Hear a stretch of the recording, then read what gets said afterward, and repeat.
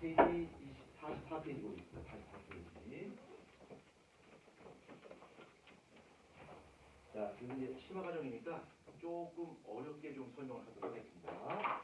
자, 먼저 우리가 이제 현재 생물에 대해 배우고 있는데 그 전에 우리가 이런 거 한번 공부하자.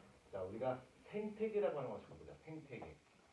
자, 생태계라고 하는 거 있는데, 자, 우리가 그러죠. 우리 생태계를 파괴시켰어요. 생태계를 보호해야지. 뭐 이런 얘기 많이 한단 말이에요. 그럼 생태계가 도대체 뭡니까? 자, 생태계라고 하는 것은 어떤 공간에 존재하는 생물과 그 주변의 환경, 그러니까 그 어떤 공간에 존재하는 생물과 그 주변에 존재하는 환경, 이 두 가지를 합쳐서 바로 뭐라 불러? 생태계라 불러요. 그러니까 생물적 요인과 비생물적 요인을 합해서 우리는 생태계라고 부르는데, 선생님, 환경이라고 하는 것이 구체적으로 뭡니까? 환경이라고 하는 것은 그 공간에 존재하는 뭐 온도라든가 물이라든가 그 다음에 CO2의 농도라든가 뭐 토양이라든가 이런 걸 다 합쳐서 바로 뭐라 불러? 환경이라 불러요. 그럼 생물이라고 하면 뭡니까? 말 그대로 생물이야. 근데 이 생물을 좀 더 디테일하게 구분하면, 자, 생물이라고 하는 것을 한번 보자.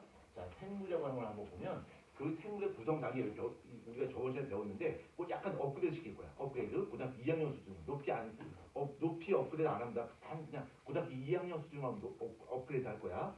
긴장하지 마시고요. 자, 우리 생명체는 모두 무엇으로 되어 있지? 세포로 되어 있어요. 그래서 세포가 이렇게 있고요.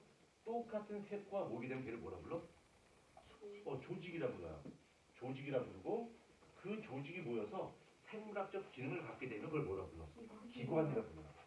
이게 여러 개의 기관이 모여서 동적인 생명 활동을 할 수 있어. 그럼 걔를 뭐라 그럴까? 개체라 불러요. 개체. 근데 누가 이제 좀 전에 기관계라고 말씀하셨는데 틀린 건 아닙니다. 근데 그건 이제 동물이냐 식물에 따라서 그때그때 이거 뭡니까? I say 그때그때, you say 달라요. 기관계가 있냐 없냐라고 하는 것은 생물의 종류에 따라 그때그때 그렇죠, 달라요. 그래서 식물 같은 경우는 조직에다가 뭐가 존재해? 조직계가 존재하죠. 식물은 조직계가 존재하고요. 동물은 비슷한 기관들이 합쳐져서 뭐라 불러? 기관계라 불러. 그래서 동물한테는 기관계가 존재해요. 그래서 한 개체 뭐야? 하나의 생명체야. 하나의 생명체를 개체라 부르는데, 요 개체가 또 모였다 치자. 만약에 토끼라고 치자. 토끼가 100마리, 500마리 모였어. 그럼 그 토끼의 집합체를 뭐라고 하냐면 개체군이라고 해요. 개체군. 그러니까 얘는 토끼 100마리야. 자, 그러면 그 한 집단, 어떤 지역 내에는 개체군들이 여러 종류가 있겠지. 토끼 100마리, 기린 200마리, 사자 50마리, 뽀로로 500마리, 뭐 이렇게 여러 가지 있단 말이야. 그걸 바로 몰라.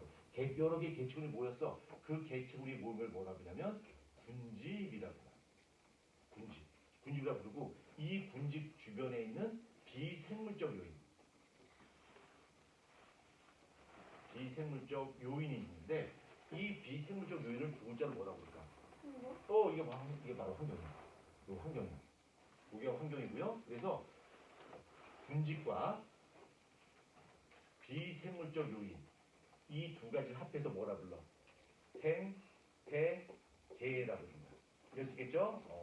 이거 어렵지 않아. 단순 그냥 고등학교 2학년 배우는 내용이야. 그렇죠? 그래서 생태계라 부른다. 이거를 생태계라 부르고, 그러면 여기는 군집이라고 하는 것도 여러 개의 개체군의 집합체겠죠. 그러니까 만약에 생물적 요인이다라고 한다면 여기 그려봅시다. 자, 생물적 요인이 이렇게 있어요. 생물적 요인이 이렇게 있고요. 그 다음에 여기 비생물적 요인이 있어. 비생물적 요인이 있고, 이 비생물적 요인은 우리는 환경이라 불러요. 그럼 비생물적 요인은 뭐가 있는데요? 아까 이야기했듯이 온도도 있고요, 이산화탄소도 있어요. 그 다음에 CO2 똑같죠?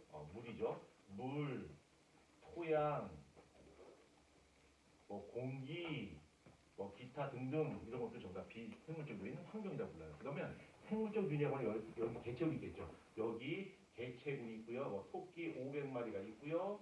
여기 사슴 200마리가 있고요. 여기 또 개체군이 있겠죠. 개체군이 이렇게 보시고, 그 다음에 또 개체군이 또 있겠죠. 뭐 뽀로로 50마리 이렇게 개체군이 있어요. 그래서 개체군 A가 있고, 개체군 B가 있고, 개체군 C가 있어요. 자, 그러면 여기 생물적 요인에 개체군이 있단 말이야. 뭐 풀도 있고, 토끼도 있고, 사자도 있고 다 있어. 여러 개체군이 있으면 그 생물적 요인인 개체군끼리는 서로 영향을 줄까, 영향을 주지 않을까? 영향을 주겠죠. 사자가 토끼 잡아먹고, 그렇죠? 뽀로로가 사자 잡아먹고, 그쵸? 뭐 하겠죠, 그쵸? 그 다음에 뽀로로의 여자친구는 죽고, 그쵸? 이거 몰라요? 뽀로로 여자친구 죽었어요. 전에 말했잖아. 그치? 말했잖아. 아니요. 아, 몰라 이거? 유명한 뽀로로 대학 갔죠? 어떤 대학 갔어? 뽀로로 의대보. 의대 갔잖아. 근데 뽀로로가 의대 간 이유가 뭐야? 의사 된 이유가 뭐야? 자기 전 여자친구 죽었거든요. 그래서 그걸 충격받아서 야 공부해야 되겠다 하고서 열심히 공부했어요. 그 뽀로로 여자친구 죽었잖아요. 그 죽은 여자친구 이게 뭐야? 패티잖아. 햄버거집 팔려갔어요. 우리도 뽀로로 여자친구 지금 먹는 거고요. 아무튼 뽀로로 얼마나 정신적 충격을 받았겠어. 그래서 공부 열심히 하고 있단 말이야. 진짜라니까? 뽀로로 여자친구 죽었어요. 자, 서로 생물들끼리 서로 영향을 주고 받는데 이 생물들끼리 서로 영향을 주고 받고 영향을 주고 받고 영향을 주고 받아요. 이렇게 개체군끼리 서로 영향을 열심히 주고 받는데 이러한 작용을 뭐라고 하냐면 이런 작용은 상호작용이라고 합니다. 상호작용이라고 부르고 자 그럼 이렇게 물어보자. 그러면 비생물적 요인인 환경이 생물적 요인한테 영향을 줄까 안 줄까? 주겠지. 온도, 이산화탄소, 그치? 이렇게 해서 얘가 영향을 준단 말이야. 영향을 줘요. 이걸 뭐라고 하냐면 이거를 작용이라고 해요. 작용.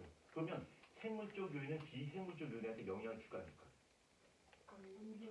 주죠. 줘요. 영향 준다. 선생님 진짜 영향 줘요? 진짜 영향 줘요. 이것을 아무튼 반작용이라고 불러요. 자 그러면 여기서 우리가 상호작용이라고 하는 걸 이해했어. 작용도 이해했어. 잘 이해 안 되는 게 뭐야? 반작용이야. 그럼 반작용 얘가 뭐가 있는데요? 생물이 환경한테 영향을 준다고요? 영향을 주죠. 한번 예를 들어보자. 황제가 집에서 쓰레기를 다 모았어요. 쓰레기 다 분리수거 다 했어. 분리수거 다 한 다음에 그거를 비닐, 플라스틱, 그 다음에 고철, 그 다음에 일반 쓰레기 다 모았어. 이렇게 모아서 분리수거 다 했어. 그래서 그걸 딱 들었죠. 들고 가서 숲속에 가서 그걸 다 갖다 버렸어요. 그냥 합쳐서 다 갖다 버렸어. 왜 분리수거하는지 모르겠지만 하여튼 분리수거한 쓰레기를 전부 다 주변에 갖다 버렸어. 그럼 환경이 어떻게 될까? 오염되겠지. 그럼 이거는 작용이야 반작용이야? 반작용이야. 재화가 환경을 오염시켜. 그렇죠? 자, 그 다음에 두더지나 지렁이가 땅을 막 헤집고 다녀. 그래서 그 지역에 두더지나 지렁이가 많으면 토양의 통기성이 어떻게 될까? 높아지게 되겠지. 그렇죠? 이것은 뭐야? 반작용이야. 그 다음에 숲이 굉장히 우거졌는데 가지에서 낙엽이 떨어졌어. 그래서 땅속에 묻혔어. 그게 썩었어. 그럼 그 땅이 어떻게 될까? 되게 비옥해지겠지? 그렇죠? 그 뭐야? 반작용이잖아. 그렇죠? 그러니까 작용만 존재하는 것이라 반작용도 존재할 수 있다는 거죠. 그럼 여기서 여러분들 의문을 제기해요. 선생님, 작용의 대표적인 이게 뭐가 있어요? 갑자기 궁금해지는데요. 작용에 뭐가 있어요? 자, 작용 한번 보자. 자, 작용의 예를 한번 보자. 자, 작용의 예를 볼 건데 제가 그림을 그릴 거예요. 근데 제가 또 여러분 알다시피 그림은 또 진짜 한 그림 하죠. 깜짝 놀랄 정도로. 자, 그림 한번 그려보겠습니다.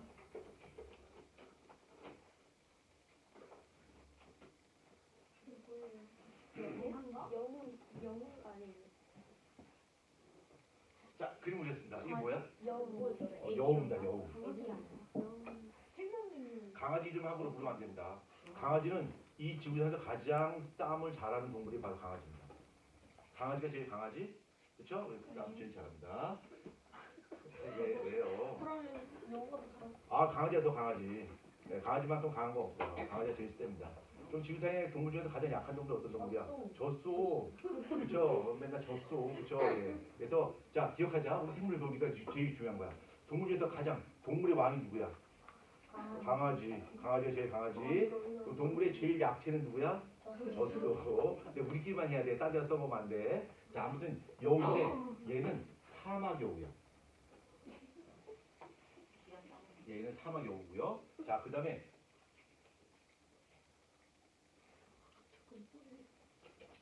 곰이에요? 고양이? 거의 북극여우. 설마 이게 이제 북극여우입니다. 저거는 고양인데 너무. 북극여우입니다. 진짜 엄청 크죠? 북극여우 잠깐만요. 북극여우 직접 본 적 있어요? 네. 못 봤잖아요. 이게 맞습니다. 예. 혹시 북극여우 봤어요? 못 봤죠? 이게 생겼어요. 봐보세요. 똑같이 생겼습니다. 이게 북극여우야. 자 그러면 사막여우가 살고 있는 환경은 온도가 어떨까? 온도가 높을 거야. 되게 더워요. 더운 데 살고 있고 북극여우는 온도가 낮아. 되게 추워. 자 그래서 사막여우와 북여우는 뜨거운 곳과 차가운 곳 살다 보니까 몸집의 크기라든가 몸의 외모가 좀 바뀌었는데 그것도 한번 정리해 보면 사막여우 같은 경우는 더운 곳 살고 있기 때문에 더운 곳에 잘 적응하기 위해서 몸집이 작아요.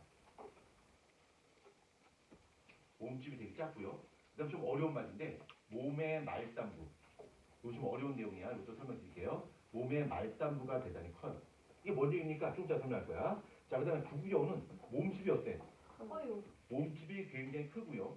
반대로 몸의 말단부. 몸의 말단부는 어때? 조그매요. 선생님, 몸 말단부 뭐냐고요? 설명해 준다고 했죠. 자, 보자. 우리가 우리 주변 환경에서 온도 변화에 적응하기 위해서 우리 생명체가 할 수 있는 작용은 두 가지가 있어요. 두 가지. 그러니까 온도에 대응하기 위해서. 그러니까 우리의 날씨가 추울 때, 더울 때 우리 몸에서 할 수 있는 액션은 두 가지가 있어. 첫 번째, 몸의 에너지 발생량하고요. 얼마나 우리 몸에서 에너지, 열을 얼마나 많이 만들어낼 것이냐 이거 하고요. 두 번째는 얼마나 에너지를 밖으로 뿜어낼 것인가. 에너지의 발산량. 이 두 가지를 갖고 조절해요. 자, 그럼 에너지 발생량이라고 하는 건 뭐냐면 우리 몸에서 얼마나 에너지 많이 만들어낼 건가 그거야. 그러면 에너지 발생량이 증가하게 되면 우리 몸의 체온이 어떻게 될까? 올라가겠지. 그렇죠? 에너지 발생량이 적으면 체온이 조금밖에 올라가지 않겠지. 자, 그럼 에너지 발산량은 어떤 거냐면 열이 밖으로 빠져나가는 거야. 이게 열이 밖으로 빠져나가는 건데 몸의 말단부가 크다고 그랬어요. 몸의 말단부가 크다는 얘기는 귀, 꼬리 이런 것들이 뾰족뾰족해요. 그러니까 몸의 말단부에 그러니까 즉 몸의 표면적이 어때요? 넓지. 그래서 말단부가 크다는 얘기는 몸의 표면적이 굉장히 크다는 얘기고요. 몸의 말단부가 작다는 얘기는 반대로 표면적이 작다는 얘기야. 그래서 얘는 밖으로 열이 잘 빠져나가요. 표면적이 크기 때문에. 근데 얘는 뭐야? 표면이 작기 때문에 열이 잘 빠져나가지 않겠지. 우리가 더운 날씨 상태가 더울 때 어떻게 해야 되잖아. 그렇죠? 그럼 추울 때 어떻게 돼? 몸이 오그라들죠. 오그라들게 되면 몸의 표면적이 어떻게 되나? 작아지면서 열이 밖으로 빠져나가는 것을 적게 만들 수 있겠지. 그렇죠? 요 전체가 좀 이해되나요? 예, 그래서 이렇게 추운 곳에 살고 있냐 더운 곳에 사냐에 따라서 이렇게 차이가 나타나요. 이건 바로 작용이야 반작용이야. 작용이죠. 온도가 생명체한테 영향을 주는 케이스라고 볼 수 있어요. 오케이? 이해됐죠? 자, 그래서 생태계에서 이제 봤고요. 자, 그러면 이 생태계 내에서 얼마나 많은 생물들이 살고 있나라고 하는 것을 바로 생물의 다양성이라고 불러요. 우측에 나와 있죠? 자, 생물의 다양성이라고 그러는데 책에 있는 생물의 다양성의 정의 한번 보자. 자, 책 한번 봅니다. 자, 책 한번 보면 자, 생물의 다양성이 있어요. 자, 여기 하이라이트 된 것만 보면 되겠죠? 어떤 지역에 살고 있는 생물의 다양한 정조를 생물의 다양성이라고 불러요. 그러니까 얼마나 많은 생물들이 살고 있어라고 하는 거야. 그러니까 예를 들어보자. 브라질의 아마존 밀림에 1km 잘랐어요. 그 다음에 사하라 사막을 1km 잘랐어요. 1제곱킬로미터죠? 그 비교했을 때 어느 쪽에 생물의 다양성이 좀 더 높을까? 아마존. 그렇죠? 아마존이 높아요. 자, 생물의 다양성이 높다는 얘기는 그 안에 살고 있는 생물이 굉장히 많이 있다는 얘기인데 그러면 생물의 다양성 평가할 때 어떻게 평가합니까? 그냥 생물의 마리수만 많으면 되는 건가요? 아니야. 그렇게 따지지 않아. 생물의 마리수가 많다고 해서 생물의 다양성이 높다 표현하지 않고 이 생물의 다양성은 세 가지 기준을 평가해요. 세 가지. 그래서 세 가지 한번 보자. 자, 첫 번째 종 다양성. 두 번째 유전적 다양성. 많이 기억하셔야 돼요. 그 다음에 세 번째 생태계 다양성. 요 세 가지를 기준으로 생물의 다양성을 평가하게 됩니다. 그럼 종 다양성이 뭔데요? 자, 종이라고 하는 것이 뭐야? 종? 그러니까 생물의 종류 말하는 거야. 그러니까 그 생태계에 대해 살고 있는 생물의 종류가 얼마나 다양하냐라고 얘기하는 거지. 그러니까 예를 든다면 어느 한 지역에 A라는 종도 살고 펜이 안 나와가지고 A라는 종도 살고 있고 그 다음에 B라는 종도 살고 있고 그 다음에 C라는 종도 살고 있다. 이렇게 여러 종류가 살고 있다라고 하는 것을 바로 종 다양성이 크다 이렇게 표현해요. 그러니까 어떤 지역에 사슴 살고 토끼 살고 기린 살고 뽀로 살고 그 다음에 공룡도 살고 그 다음에 하여튼 이것저것 다 살아. 그럼 종 다양성이 높다고 생각하는 거죠. 근데 어떤 지역 내는 토끼만 살고 있어. 그럼 종 다양성이 매우 낮다고 볼 수 있겠지. 어떤 뜻인지 알 수 있겠지? 이게 종 다양성이야. 그 다음에 유전적 다양성은 조금 헷갈릴 수 있어요. 자, 유전적 다양성은 어떤 거냐면 같은 종 내에서 같은 종, 그러니까 토끼는 토끼야. 같은 종에서 성질의 다양성을 뜻하는 거야. 성질의 다양성을 이야기 되는데 제가 여기 봐야지 뭐 딴짓하면 진짜 군대 보낸다 그러다가 형제 군대 오고 싶어요? 여기 이란 혁명 시대에 끌려갑니다 그러면 좋아요? 자 유전자 다양성 한번 보자. 유전자 다양성은 같은 종에서 형질의 다양성 유전자 다양성을 불러요. 형질이 뭔데요? 형질은 형태와 성질 이야기하는 거야. 그러니까 만약에 토끼가 있다 치자. 자 토끼가 있는데 어느 한 토끼 100마리가 있고 똑같이 토끼 100마리가 있어. 근데 한쪽에서는 빨간 토끼, 노란 토끼, 줄무늬 토끼, 무지개 토끼, 회색 토끼, 뭐 노란 토끼, 다 녹색 토끼 다 있어.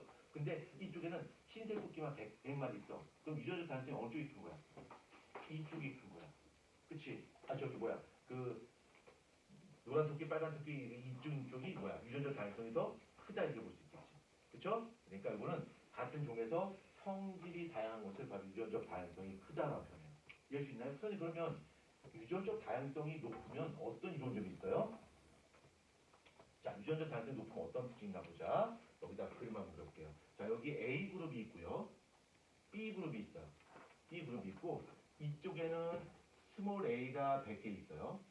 여기는 스몰 a가 50개 있고 스몰 b가 50개가 있어요. 자, 이렇게 50개가 있어요. 자, 그러면 둘 다 똑같이 100마리가 있는데 종 다양성이 어느 쪽이 더 높아? 얘가 더 높지. 네. 그렇죠? 똑같은 A란 똑같은 만약에 토끼라고 가져간다면 토끼가 A란 종이 100마리 있고 얘는 A란 종, B란 종이 이렇게 있어요. 근데 만약에 A란 종을 죽이는 전염병이 퍼지고 있어. 그럼 얘는 어떻게 될까? 다 죽어버리겠지. 얘는 어떻게 될까?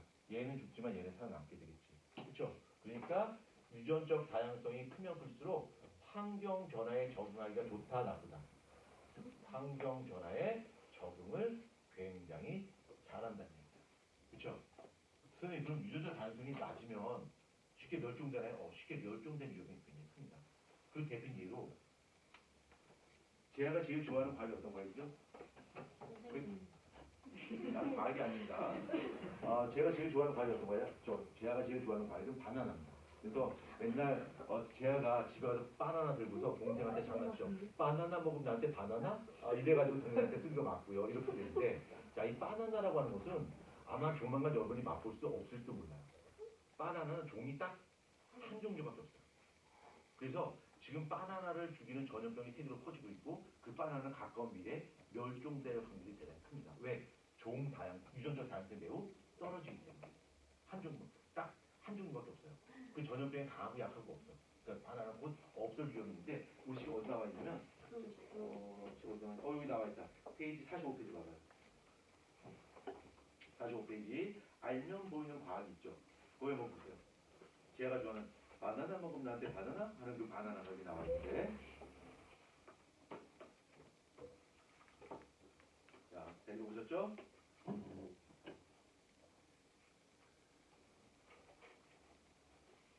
자, 이해되죠? 자, 그러면 다시 44페이지 갑니다. 자, 44페이지. 자, 그래서 유전자 다양성 설명했고요. 그 다음에 생태계 다양성이라고 하는 건 어떤 거냐면 어떤 공간 안에 있는 환경의 다양성을 뜻하는 거예요. 그러니까 어떤 공간 안에 생태계 내에 환경, 그러니까 뭐 숲풀도 있고, 그 다음에 늪지도 있고, 강도 있고, 호수도 있고, 이렇게 하식물들 종류가 살 수 있겠지. 근데 그 전체가 전부 다 사막이야. 그럼 뭐야? 생물이 살 수 없겠죠. 그래서 생태계 다양성이라고 하는 것은 환경의 다양성을 표현합니다. 우리 책 로고 다시 정리합시다. 먼저 생물의 다양성에서 1번 종 다양성 봐봐요. 일정한 지역에 살고 있는 생물의 종류가 다양한 정도. 이거를 바로 종 다양성이고요. 자, 그 다음에 생태계 다양성 봐봐. 두 번째, 생물이 살아가는 환경인 생태계 다양성. 그러니까 뭐 열대우림, 초원, 사막, 뭐 호수, 강 이런 것들이 얼마나 다양하게 분포하냐라고 하는 것을 바로 생태계 다양성이라고 부르고 다시 위로 종 다양성 한번 보고 싶다. 자, 종 다양성 보는데 탐구 중간에 탐구 봐봐요. 탐구 플러스 A부터 식물종 A부터 C가 가 지역과 나 지역에 분포하고 있습니다. 그래서 밑에 표로 나와 있네요. 자, 가를 보게 되면 A, B, C, D가 이렇게 A, B, D가 존재하고 모두 16그루가 존재하고요. 나 지역도 똑같이 16그루가 존재합니다. 근데 가는 A, B, D만 존재하고 있고 그 다음에 나는 A, B, C, D가 골고루 존재하고 있어요. 그러면 가와 나를 비교했을 때 어느 쪽이 생태계 종단성이 높은 거야? 나가 더 높다는 거야. 그렇죠? 골고루 퍼져 있으니까. 그 다음에 똑같이 만약에 가와 나가 똑같이 네 종류가 존재한다고 가정했을 때는 골고루인 것이 더 높습니다. 종다양성이. 자, 그 다음 페이지 45페이지 한번 봅시다. 45페이지. 자, 유전적 다양성 한번 보자. 하이라이트 한 번만 보도록 하겠습니다. 같은 종류의 생물에서도 객체마다 생리체나 특징이 서로 다른 것.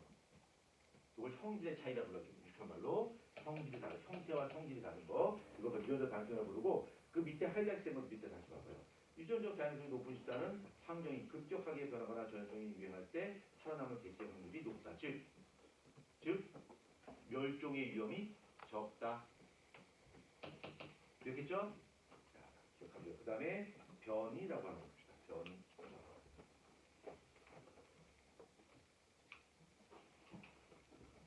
자, 변이.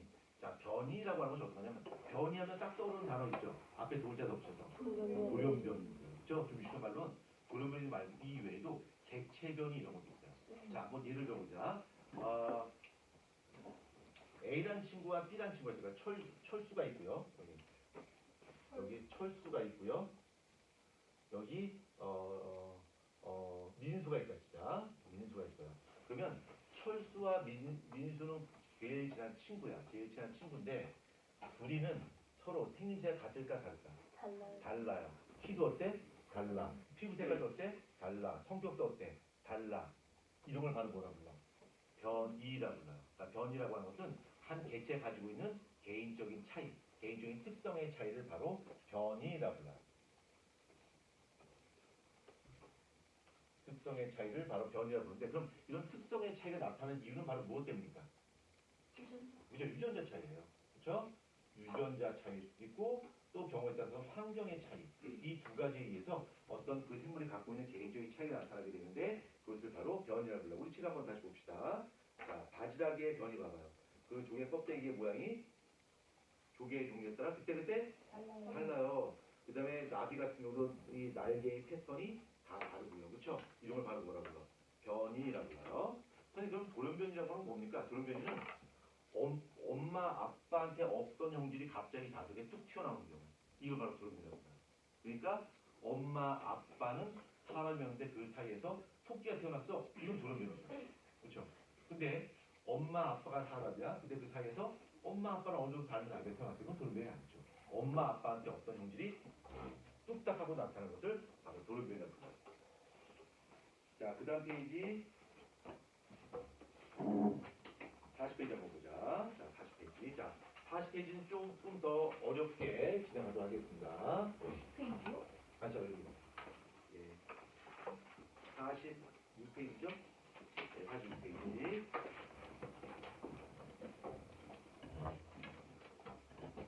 40페이지.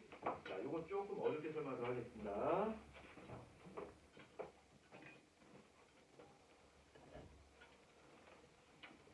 자, 진화라고 합니다. 진화. 자, 진화. 자, 진화가 영화. 진화가 뭐야? 영어는 에볼루션이라고 하는 사람도 있습니다. 잘못된 영어이긴 합니다만. 진화 영어로? 제가 또 영어 좀 치죠? 자, 제가 진화 영어로 뭐야? 중사네요? 진화 영어로 레벨업 맞죠? 아닌가요? 네, 에볼루션 맞습니다. 어떤 친구는 내가 쟤한테 쟤야 진화 영어 뭐야? 레벨업 아닌가요? 그런 거예요. 틀렸어 그랬죠. 아 업그레이드 그러더라고. 아닙니다. 자, 진화라고 하는 것은 생물이 변한 거야. 생물의 형질이 변화하는 겁니다. 왜 형질이 바뀔까? 왜 형질이 바뀔까? 환경 변화에 적응하기 위해서.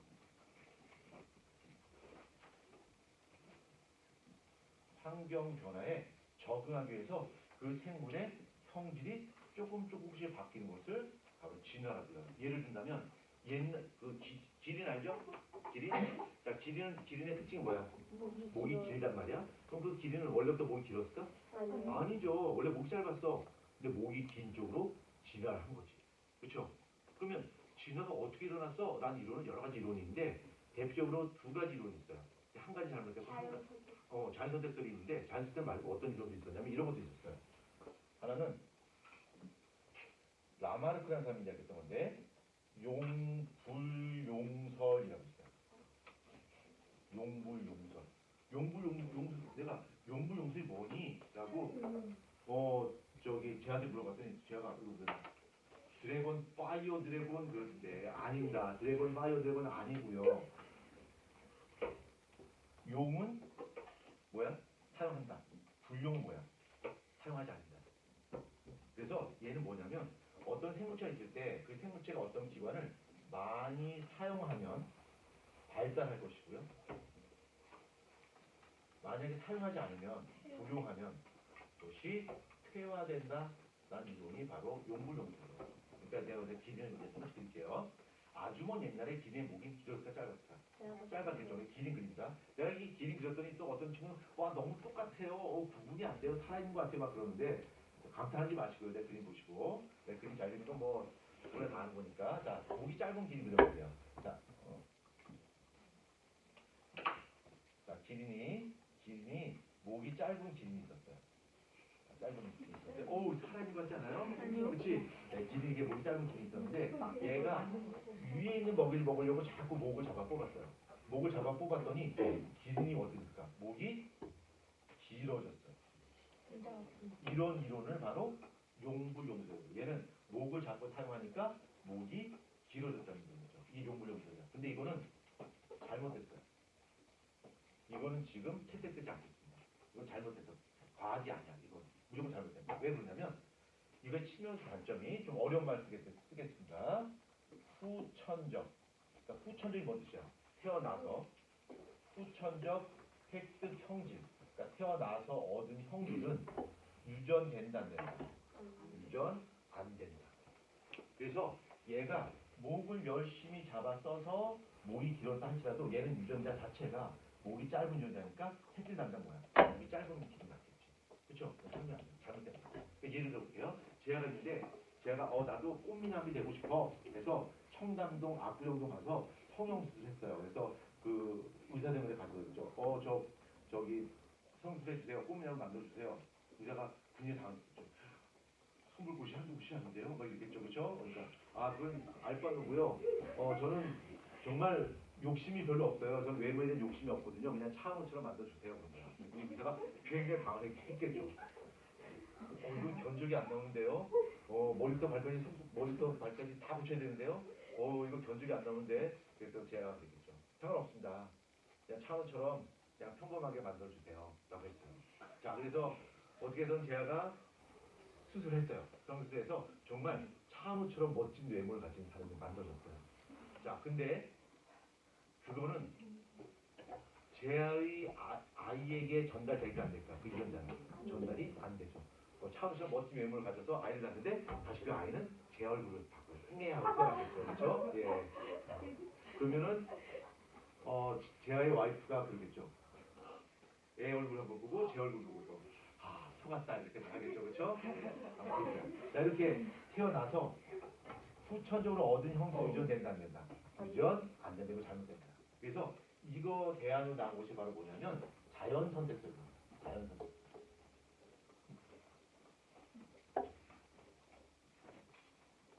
자연선택설은 어떤 거냐면 그 생물들마다 나름대로 각각의 개인적인 차이가 있겠지. 그 개인적 차이로 우리 뭐라고 그럴까? 변이라고 불러요. 각각 생물마다 그 변이가 있어요. 형제 차이가 있고 이거를 가지고서 그 생물들이 생존 경쟁을 벌이는 거야. 목이 짧은 기린과 목이 긴 기린이 서로 생존 경쟁을 벌이는 거야. 먹이 경쟁을 벌이는 거야. 그러면 상대적으로 환경에 유리한 쪽은 어떻게 될까? 살아남겠지. 그렇죠? 이걸 이제 적자 생존이라고 해요. 환경에 적한 놈이 살아남아요. 그 다음에 환경에 적하지 못한 놈은 어떻게 될까? 죽어요. 죽겠죠. 그러니까 도태되겠지. 환경에 적하지 못한 놈은 도태돼요. 이렇게.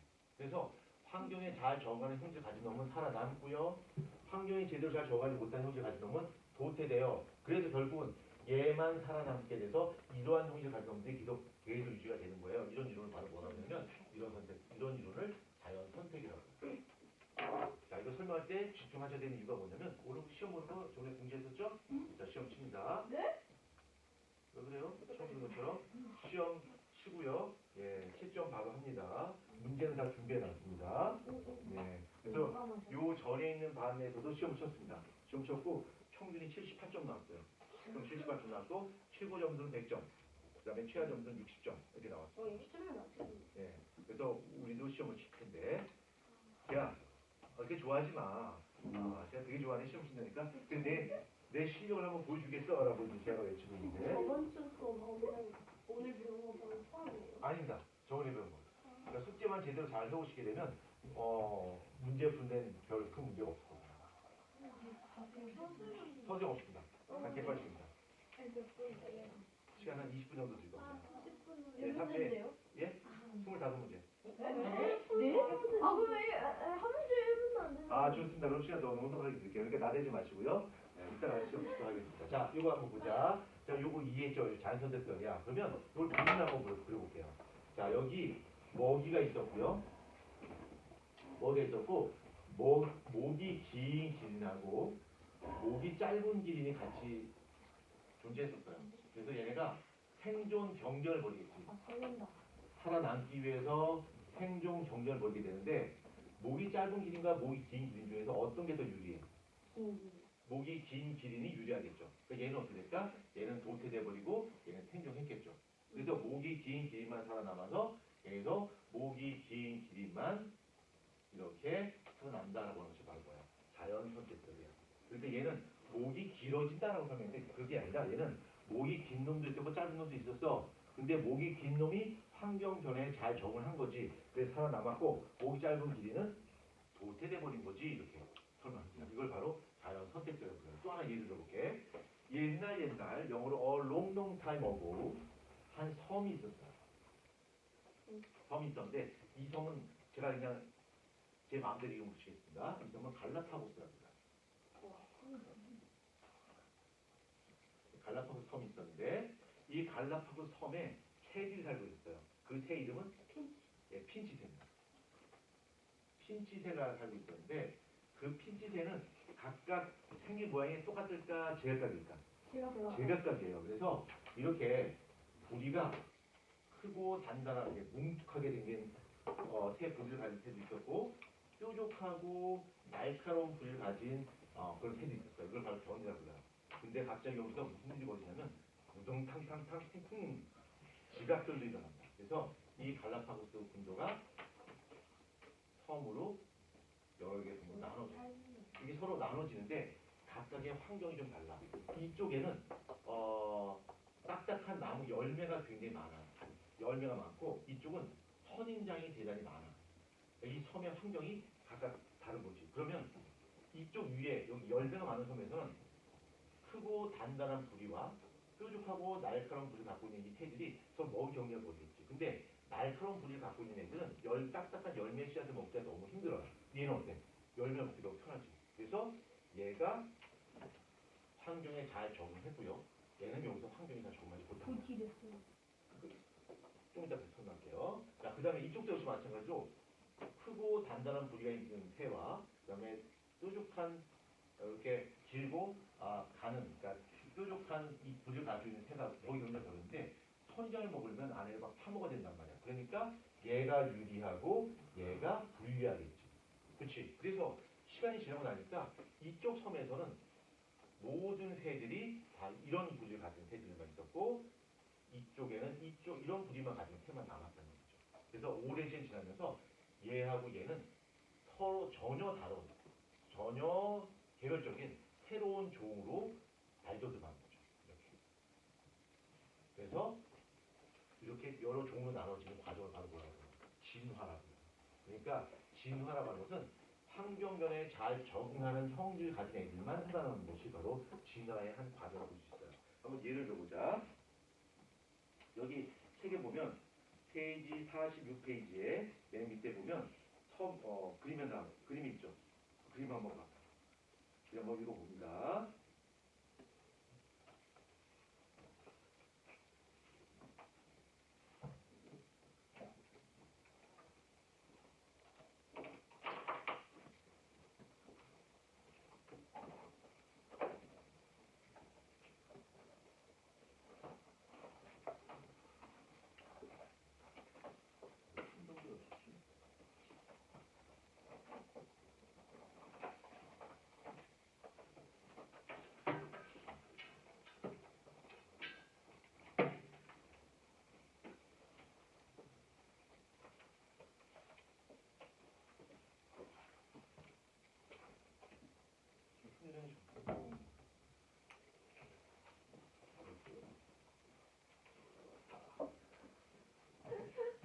아, 친구가 많군요. 전화제가. 제한은 휴대폰 몇 프로 남았어요? 98% 남았죠? 네, 전화 올 때 없으니까. 40%밖에 안 남았어?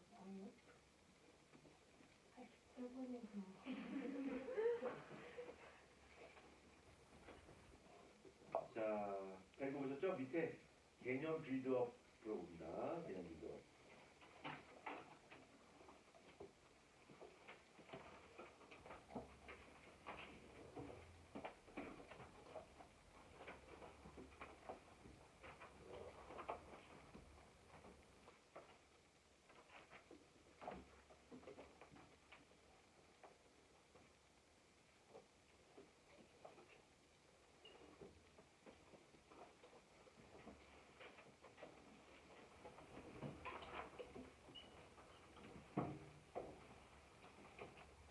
자, 다 보셨죠? 네. 자, 1번 한번 보겠습니다. 1번 종다양성, 2번 변이, 3번 낮다, 또는 낮아진다, 예, 적다, 예, 적어진다, low, 예, 강합니다. 감소, 예, 좋습니다. 자, 그 다음 페이지 한번 보겠습니다. 다음 페이지. 자, 여기 혹시 질문 있으신가요? 이해되나요? 이해됐죠? 다? 어렵지 않죠? 관련된 문제 여기 한번 풀어보시나 할까? 네, 이렇게 문제 풀어보시나 합시다. 어디 보시냐면 56페이지입니다. 56페이지. 56페이지에서 문제가 있습니다.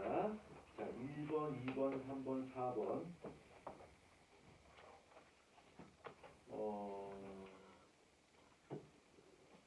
7번까지 줍니다. 7번까지. 7번까지.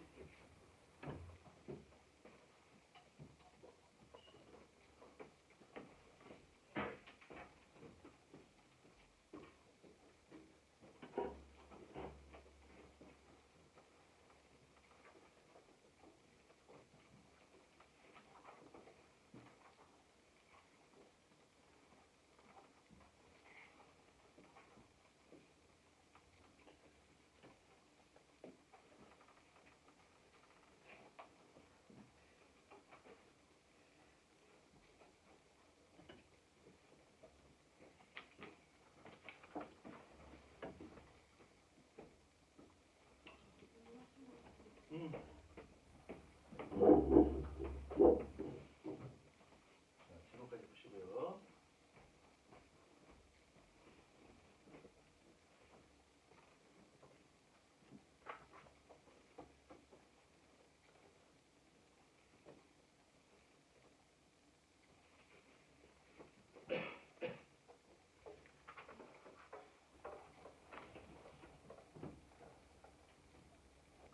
논의 풀고 있나요? 어디 푸는지도 모르는 것 같은데요? 논의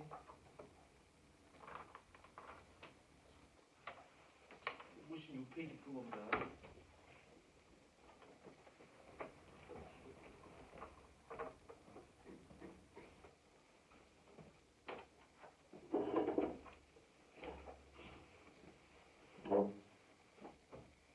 지금 풀었으니까 지금 바로 해결할 수 있어요.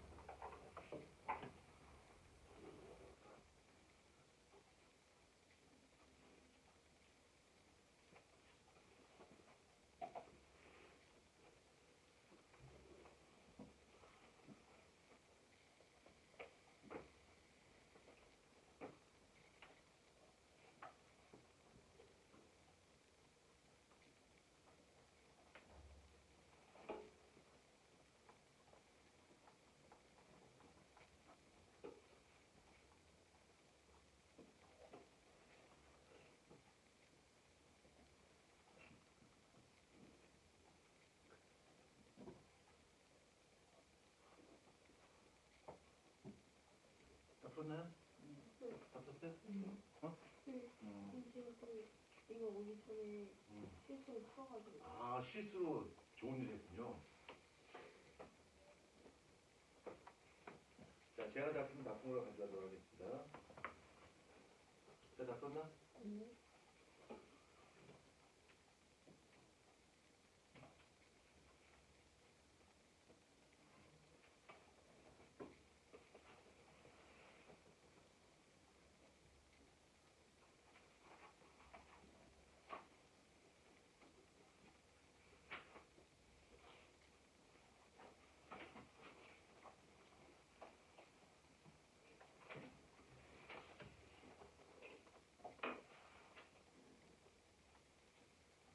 자, 다 하셨죠?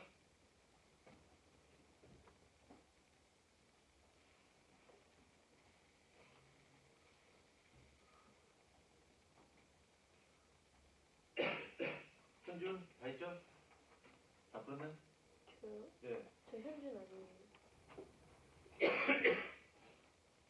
아, 윤준, 아니요. 10으로 못 풀었어요. 맞습니다. 신성우, 다 풀었나요?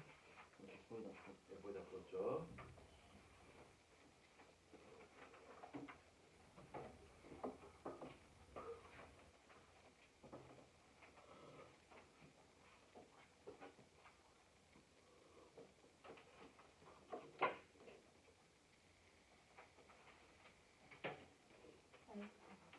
예, 제가 다 풀었습니다. 그럼 다 푼 거죠? 네. 그럼 제가는 스피드를 선택한 거죠? 아닌가요? 네, 맞나요? 예. 자, 1번 다 풀겠습니다. 1번에 4번, 2번에 3번, 3번에 2번, 4번에 4번, 5번에 변이, 6번에 1번, 7번에 기억. 자, 질문 있으신가요? 질문 틀린 거 부끄러워하지 마시고요. 질문하셔야 됩니다. 네? 네, 7번 한번 보겠습니다. 7번. 자, 바나나 야생종은 오른쪽 그림과 같이 씨가 있어 씨를 통해 번식하지만 우리가 흔히 먹는 바나나는 씨가 없다. 이는 야생종을 개량하여 개발한 씨 없는 바나나의 줄기 일부를 잘라서 옮겨 심어 번식하기 때문이다 라고 했어요. 자, 줄기 일부를 잘라서 옮겨 심는데 보통 일반적인 그 생물의 생식 방법은 유성 생식이라고 해서 수컷과 암컷이 있어야 돼요. 그래서 수컷과 암컷의 생식세포, 그러니까 정자나 난자 같은 것이 만나야지 하나의 개체가 만들어지는데 그때 만들어진 개체는 엄마와 똑같지 않아요. 아빠와 똑같지 않아. 엄마, 아빠 유전자를 반반씩 물려받았단 말이에요. 그리고 그런 것을 유성생식이라고 불러요. 근데 유성생식에 반대되는 개념이 무성생식이 있어요. 자, 조금 전에 설명했던 것이 유성생식이야. 유성생식에 반대되는 개념이 무성생식이 있어요. 그럼 유성생식과 무성생식이 어떻게 되냐면 유성생식은 아까 이야기했듯이 수컷과 암컷의 구분이 있어요. 그래서 여기 사이에서 자손이 태어날 때 엄마, 아빠 유전자를 반반씩 물려받아요. 그래서 엄마와 똑같은 개체, 아빠와 똑같은 개체 만들어지진 않아요. 그럼 얘는 유전적 다양성이 높을까, 낮을까? 유전적 다양성이 매우 높아요. 대표적인 예는 누가 있을까? 우리 사람이겠지. 그럼 무성생식이라고 하는 것은 반대로 수컷과 암컷의 구분이 없어요. 그냥 똑같은 것이 계속 만들어지는 거야. 계속 똑같은 건데 계속 만들어지는 거야. 그래서 유전적 다양성이 얘는 매우 떨어져요. 마치 세균 같은 것들이겠지. 유전적 다양성이 매우 떨어지게 됩니다. 그러면 여기 바나나 한번 보자. 바나나 보게 되면 줄기의 일부분을 자른대요. 그러면 줄기 일부를 자르게 되면 원래 그 줄기가 갖고 있는 유전자와 똑같은 바나나가 또 만들어지겠지. 그렇죠? 그러니까 유전적 다양성이 매우 떨어지게 되겠죠. 그래서 7번의 정답은 기억입니다. 씨를 통해 번식하는 것이 바로 유성생식이에요. 그 다음에 니은과 같은 것이 바로 무성생식입니다. 자, 그 다음에 또 몇 번 질문하셔야죠? 자, 잘못, 예. 그 다음에 2번도 예. 또 설명 또 있나요? 제가 설명 또? 없는데? 다 찍었어요? 아니요. 예. 맞았죠? 자, 그럼 다시 페이지를 쭉 앞으로 넘어가서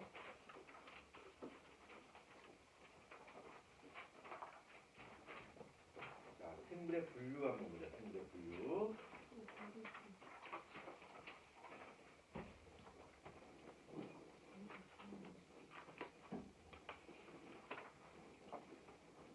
자, 생물의 분류입니다. 자, 이거 생물의 분류라고 하는 것은 비슷한 생물끼리 무리 짓는 거야. 비슷한 생물들끼리 무리를 짓는 건데 그냥 내 마음대로 무리 짓는 거야? 아니요. 그냥 내 마음대로 그냥 줄 서서 무리 짓는 것이 아니라 이것은 그 생물이 가지고 있는 고유의 특성을 이용해서 그 특성에 찰중해서 그 비슷한 생물끼리 무리 짓는 것을 바로 뭐라 불러? 생물의 분류라 불러요. 그래서 우리 생물을 분류할 때 여러 가지 단계가 있어요. 이건 좀 순서 기억하셔야 돼요. 그 순서가 개, 문, 강, 목, 과, 속, 종 이렇게 있어요. 그래서 제일 큰 단위가 뭐냐면 개야. 그래서 개는 이 지구상에 존재하는 모든 생물들을 5개의 무리로 구분해요. 그래서 5개라고 불러요. 5개. 그러니까 뭐 우리 지구상에 어마무시한 생물들이 많죠? 그걸 전부 다 5개의 그룹을 구분한 것이 바로 개야. 그걸 다시 디테일하게 구분합니다. 그래서 가장 첫 번째 개고, 그다음 문, 강, 목, 과, 속, 종이고, 그럼 생물을 분류한 데 있어서 가장 작은 단위를 뭐라 불러? 종이라고 불러. 종. 그래서 같은 종이다라고 한다면 거의 뭐 같은 그러니까 똑같은 생물이라고 보면 돼요. 그럼 같은 종이라고 하면 뭡니까? 같은 종이라고 하는 것은 어떤 특징을 규정돼야 되냐면 자연 상태에서 교배를 해야 되고요. 이 교배 후에 자손을 낳게 되는데 그 자손이 생식 능력이 있는, 그러니까 또 자손을 만들 수 있는 생식 능력이 있는 자손이 만들어졌을 때 그 같은 종으로 봐요. 그러면 우리 한국 사람과 아프리카 사람은 같은 종이니까 다른 종이니까? 같은 종. 같은 종이야. 왜? 한국 사람과 아프리카 사람이 결혼해서 아이를 낳을 수가 있고 그 아이는 또 다른 아이를 낳을 수가 있겠죠. 같은 종이란 말이야. 근데 예를 들어서 호랑이하고 사자가 결혼했어요. 그럼 그 사이에서 뭐가 나올까? 라이거 나와요. 근데 라이거는 생식 능력이 있어 없어? 없어요. 자손을 만들 때. 그러면 호랑이와 사자는 같은 종이다, 다른 종이다? 다른 종이다, 다른 종이다. 그러니까 같은 종이라고 하는 것은 반드시 생식 능력이 있는 자손을 만들었을 때 이것을 같은 종으로 볼 수 있습니다. 자, 그 내용이 어디 나왔냐고 보자. 어디 나왔냐면 페이지 48페이지 봐봐요. 48페이지. 자, 48페이지 중간쯤에 보면 종이라고 있어요. 자, 생물을 분류하는 기본 단위고요. 과거에는 겉모습과 일부 특징이 비슷한 개체들을 같은 종으로 분류했지만 현대는 자연 상태에서 짝짓기 하여 번식 능력 있는 자손을 낳을 수 있을 때 이것을 바로 같은 종으로 봐요. 자, 한번 봅시다. 오른쪽에 한번 봅시다. 진돗개하고 풍산개 사이에서 새끼가 만들어졌는데 그 새끼는 번식 능력이 있어요. 그러니까 진돗개와 풍산개는 같은 종이다라는 것을 알 수 있겠죠? 근데 오른쪽에 봐봐. 말과 당나귀에서 태어난 노새는 생식 능력이 있어 없어? 없어요. 그러니까 말과 당나귀는 같은 종이 아니다라는 사실을 알 수 있겠죠. 그러니까 종이라고 하는 것이 어떤 건지 알겠지? 그 다음에 그 바로 위에 봐봐요. 자, 고양이가 있는데 고양이를 한번 따져보자. 고양이는 고양이 종, 고양이 속, 고양이 과, 그 다음에 식육목, 포유동물강, 척삭동물문, 동물계에 속하는 거죠. 근데 여기 잘 보면 고양이과에 속하는 것도 봐봐. 고양이도 있지만 누구도 있어? 호랑이도 고양이과에 속해요. 그러면 호랑이하고 고양이니까 같은 과니까 번식 능력이 있는 자손을 만들 수 있나? 못 만들어요. 같은 종일 때 만들 수 있습니다. 같은 동물과라고 하는 것은 굉장히 사이가 멀다는 걸 뜻하겠죠. 자, 그 다음에 다시 페이지를 47페이지 봐서 먼저 그냥 읽어만 가면 돼요. 읽어가면 자, 생물 분류하는 방법이 두 가지 방법이 있어요. 먼저 인위 분류 봐봐요. 중간쯤에 보면 인위 분류, 동그라미 1번에 인위 분류가 있습니다. 그러니까 우리 사람들이 그냥 사람들이 그냥 인위적으로 자기 마음대로 구분한 겁니다. 육상 식물, 수생 식물, 식용버섯, 독버섯 뭐 이런 것들. 이렇게 그냥 우리 사람들이 나눈 것을 바로 인위적 분류라고 불러요. 그냥 그렇구나라는 정도 보시면 됩니다. 그 다음에 자연 분류. 자연 분류라고 하는 것은 자, 하이라이트 된 거 봐봐요. 생물 고유의 특징을 바탕으로 생물 사이의 유형 관계와 진화 과정을 가르치는 과학적인 분류 방법을 자연 분류라고 불러요. 그럼 내가 여기서 지금 설명하고자 하는 이 생물의 분류는 인위적 분류야, 자연적인 분류야. 요거 지금 내가 이야기하고자 하는 요 생물의 분류는 자연적인 분류야, 그렇죠? 자연적인 분류, 고유의 특성을 갖고 이제 분류를 할 겁니다. 자, 그다음 다시 페이지를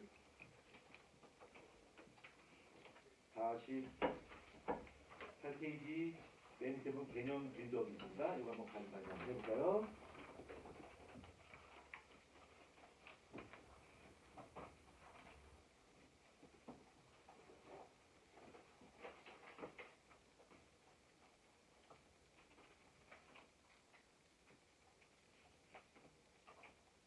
나이스? 오, 빨라요.